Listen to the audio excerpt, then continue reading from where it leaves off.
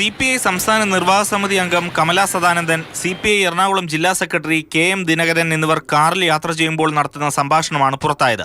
ഡ്രൈവറെ കൂടാതെ മറ്റൊരു പ്രാദേശിക നേതാവും കാറിലുണ്ടായിരുന്നു. മൂന്നാം ഭരണം ലക്ഷ്യമിട്ട് LDF പ്രവർത്തനം മുന്നോട്ട് പോകുമ്പോഴാണ് സംസ്ഥാന സെക്രട്ടറിയെ കഴിവില്ലാത്തവനാക്കി ചിത്രീകരിക്കാനുള്ള ശ്രമം. എന്നാൽ CPIയിൽ പ്രശ്നങ്ങളില്ലെന്നാണ് ബിനോയ് വിശ്വത്തിന്റെ പരസ്യ പ്രതികരണം. ഞങ്ങളൊരു പൊട്ടിത്തെറിയും കേട്ടില്ല. അതൊരു ചെറിയ ഓലപ്പടക്കം മാത്രമായിരിക്കും. നിങ്ങൾക്കത് പൊട്ടിത്തെറിയായിരിക്കും. അതെല്ലാം തമാശയായിട്ട് ചിരിക്കുന്നു.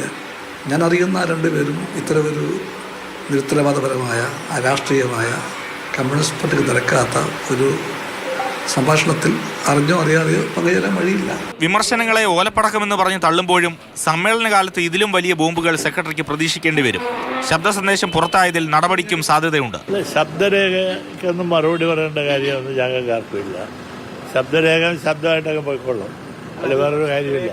സമ്മേളന കാലത്ത് ചെറിയ കാര്യങ്ങൾ, അതൊന്നും വലിയ കാര്യങ്ങളാണ്. അതേസമയം CPI സംസ്ഥാന കമ്മിറ്റി അംഗം ES ബിജിമോൾക്ക് സംസ്ഥാന എക്സിക്യൂട്ടീവ് വിലക്ക് ഏർപ്പെടുത്തി. ഇടുക്കി ജില്ലയ്ക്ക് പുറത്ത് പാർട്ടി സമ്മേളനങ്ങളിൽ പങ്കെടുക്കുന്നതിലാണ് വിലക്ക്. സമ്മേളന മാർഗരേഖ നടപ്പാക്കുന്നതിൽ ബിജിമോൾ വീഴ്ച വരുത്തിയെന്നാണ് കണ്ടെത്തൽ. പാർട്ടി സംസ്ഥാന കൗൺസിലിലെ ക്ഷണിതാവ് കൂടിയാണ് മുൻ MLA കൂടിയായ ES ബിജിമോൾ. ബിജിമോളുടെ വിശദീകരണം പാർട്ടിക്ക് തൃപ്തികരമല്ലെങ്കിൽ തുടർ നടപടിക്കും സാധ്യതയുണ്ട്. മാതൃഭൂമി ന്യൂസ്, തിരുവനന്തപുരം.